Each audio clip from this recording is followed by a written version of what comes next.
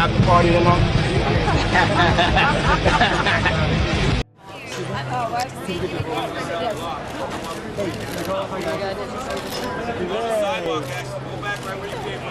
Thank you. Thanks, guys. Thank you. Thank you so much. When you talk about the ages of the victims when the conduct occurred, it's shocking. Our youngest victim at the time of the occurrence was 9 years old. We have an individual who was 14 years old. We have one who was 15. Okay. And to all the kids have like an hour left. So get extra comfortable, kids, because after that, y'all gotta go. It's a wrap for y'all, because this thing turns into something that when y'all get older, y'all don't want to come to. Okay? Daveigh Chase, best known for her chilling role as Samara in The Ring, has come forward with shocking allegations about Sean Diddy Combs, claiming he played a significant role in derailing her life. Now 34, Chase reveals that her once promising Hollywood career took a dark turn after crossing paths with the hip-hop mogul. In a candid interview, she details how Diddy's influence led her into a world of manipulation, exploitation, and destruction, ultimately leaving her struggling to reclaim her life. Now, this video from the 2003 MTV Music Awards has sparked significant concern over Diddy inviting Daveigh Chase to an after party. Diddy approaches her after she wins Best Villain for her role in The Ring, and he asks her if she wants to go to an after party, which, maybe at first you'd think, oh, he's being quirky, but now learning that, 3 years prior at the same award show, he R-worded a 13-year-old girl. At least that's what he's being sued for, allegedly accused her. I don't know. People think the video is very weird that a grown adult is asking a child about an after party and then getting excited after she nods yeah. She was such an amazing actress that picked up some really good movies, so I just hope she's okay now. With all the new Diddy stuff coming out now, I just hope this girl was protected. Best villain is Daveigh Chase, The Ring.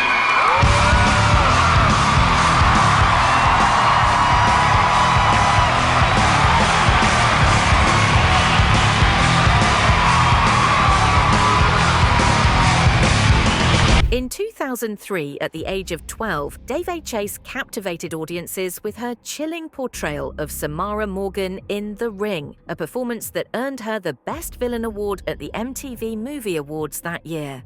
This was during the MTV Movie Awards where Daveigh Chase won the Best Villain for the movie The Ring, beating out actors like William Dafoe from Spider-Man, Daniel Day-Lewis from Gangs of New York, Colin Farrell from Daredevil, and Mike Myers from Austin Powers.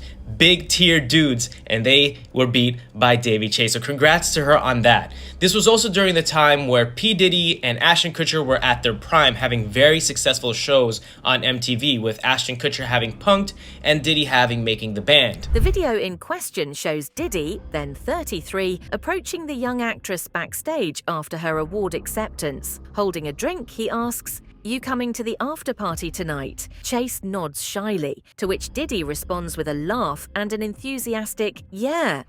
Her name is Daveigh Chase, and she's actually an actress and voice actress. She's actually quite good, and she voiced a lot of these films that you might recognize here. Many are asking after that rise of that video, where is Daveigh Chase now and what is she doing? She's gone on to create a wonderful career for herself, continuing in various films, acting and also voice acting, with her last project being in 2016 called Let It Die. She actually voiced Lilo from Lilo and Stitch, the Disney animated film. That's how many recognize her. Her rise in popularity, sadly, is from that video because everyone is sharing it around trying to find out who this person was. And this is who it is. It's Daveigh Chase. She's an actress and she seems to be doing really well, having an illustrious career, which is continuing, but her last project was in 2016. Daveigh Chase, born Daveigh Elizabeth Chase Schwalier on July 24, 1990, in Las Vegas, Nevada, is an American actress and singer who achieved prominence in the early 2000s through a series of notable performances in film and television. Raised in Albany, Oregon, Chase's journey into the entertainment industry began at a young age, showcasing her talents in singing and dancing at local community events. Now, I started my investigation into Daveigh Chase because I saw this bizarre interaction at the VMAs where we saw Diddy and Ashton interacting with this young girl, and it gave me creeper vibes, especially knowing what we know now about these two men. But then I thought to myself, who is this 13-year-old girl on stage? I mean, I haven't heard of Daveigh Chase before, and I know some of you guys are like, wait, you don't know who Daveigh Chase is? Well, she was primarily a child star. Daveigh was born on July 24th, 1990 in Las Vegas. She began her journey in the entertainment industry at an early age. She was raised in Oregon and showed a strong interest in performing as a young child. I mean, by the age of 7, she was already auditioning for things. So while I do think the parents had a role in this, of course, they're the one who put their daughter in this position, she also did have that natural inclination. So while Daveigh was working on commercials and in the local theater, she did not know that her big break was on its way. She started auditioning in Los Angeles, and then her career quickly gained momentum. She began to do voice projects for animated cartoons, and one of the biggest projects she got was Lilo and Stitch. Like, she's literally the voice of Lilo, which when I heard that, I was like, okay, wait, she was a megastar at the time. There are speculations that Ashton Kutcher was with Diddy when he invited Daveigh to the after party. Hey! Oh my gosh, this still rocks!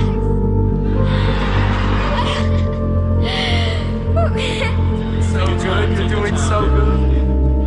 I just want to say, everyone will suffer. Do you remember worrying? An after party alone. And plus I heard the puppet was going to be there, so I got scared. Check it out. So thank you for this award. It means a lot to me. Ashton Kutcher, from Danny Masterson to NFT scams to P. Diddy, has been dealing with a lot of controversy last year, but now he's being blamed for Daveigh Chase. Ashton Kutcher recently got a lot of hate for a resurfaced interview he did where he was talking about P. Diddy parties, saying they were the best parties of his life, but he couldn't talk about what he did. It's also been revealed P. Diddy required guests to sign NDAs, saying they couldn't talk about what was going on at the parties until 20 years after he dies. Ashton Kutcher has had a lot of controversy around him with women because when he was 19 years old, he used his tongue to kiss Mila Kunis, who was just 14 at the time, without asking. He said he did it because his co-star, convicted rapist Danny Masterson, bet him $20. He also did a very weird video talking about a 15-year-old Hillary Duff who he was working with at the time, as well as the Olsen twins who were 16, saying the world can't wait for them to turn 18. Now Ashton Kutcher's being blamed for helping P. Diddy invite a 12-year-old Daveigh Chase to his parties. Daveigh Chase found fame for being the girl in the ring, which was a success, making $249 million on a budget of $48 million. Also voiced Chihiro in Spirited Away and Lilo and Stitch. Now there's a resurfaced clip of her at age 12 being invited to a party at P. Diddy's house by P. Diddy and Ashton Kutcher. Because that, Ashton Kutcher's being accused of grooming with P. Diddy, and with that, I'm Charles Perrault. Please subscribe to learn something. Kutcher's connection to Diddy has come under renewed scrutiny following Diddy's recent legal troubles, which include serious allegations of trafficking and misconduct at his notorious parties. Kutcher, who has publicly acknowledged attending Diddy's events, stirred curiosity during a 2019 interview on Hot Ones, where he shared vague and suggestive details about his experiences. He stated there was a lot I can't tell regarding Diddy's parties, a remark that has taken on new significance amid the current investigations into Diddy's conduct. What do you have here, Rob? What clip is this with Kutcher? So this is Ashton Kutcher. He was on the Hot Ones. Go ahead. No, Diddy party stories, they're our favorite genre of anecdote. If you have one, yeah. Wow. Okay, I've got a lot. I can't tell. Can't tell that one either. I mean, I'm like actually cycling through them. There was one moment, so it's not really a party story, but our relationship was really bizarre. So it started over punked, because he was like, yo, don't punk you me. Can't punk me. And I was like, I don't know what to tell you. Everybody's on the table. He's like, not me, I'm off the table. And so that started our conversation. We became fast friends, and we used to just hang out, watch football together. Like, whatever.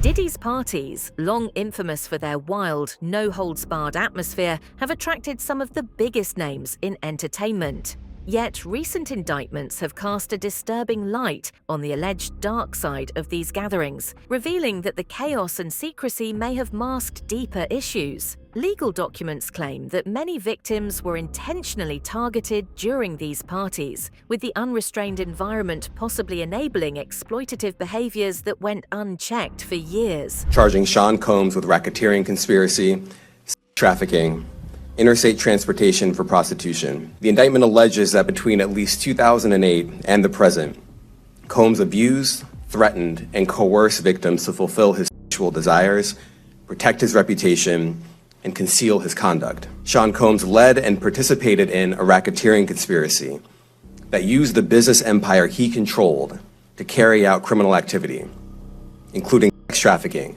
forced labor, kidnapping, arson, bribery, and the obstruction of justice. The indictment alleges that Combs abused and exploited women and other people for years, and in a variety of ways. As alleged, Combs used force, threats of force, and coercion to cause victims to engage in extended sexual performances with male commercial sex workers, some of whom he transported or caused to be transported over state lines. There have been numerous allegations suggesting that these events were far from innocent. Reports indicate that Diddy's parties involved coercive behavior, strict physical requirements for attendees, and the use of substances to keep victims compliant. Party organizers and attendees have detailed alarming practices, such as weight checks and strict dress codes, with women required to wear short dresses and high stilettos. Combs allegedly planned and controlled performances, which he called freak-offs, and he often electronically recorded them. The freak-offs sometimes lasted days at a time, involved multiple commercial sex workers, and often involved a variety of narcotics, such as ketamine, ecstasy, and GHB, which Combs distributed to the victims to keep them obedient and compliant. As alleged, when Combs didn't get his way, these revelations have raised pressing questions about the safety and accountability of high-profile events in the industry, suggesting that what appeared as mere hedonistic excess may have concealed far more serious misconduct. These cases that we're going to file occurred primarily in New York, either Manhattan or the Hamptons, or occurred in California, primarily in Los Angeles, or in Florida, primarily in Miami. Most of these events and incidents occurred at parties, typically after parties, or album release parties, New Year's Eve parties, 4th of July parties, something they called a puppy party, the all-white party. Allison Hall, the son of Diddy's photographer, has shared some disturbing details about Diddy's private parties, which he attended when he was just 6 years old. Hall described these gatherings as wild and chaotic, with a lot of inappropriate behavior and activities taking place. You find yourself a guest there. Allison Hall has more.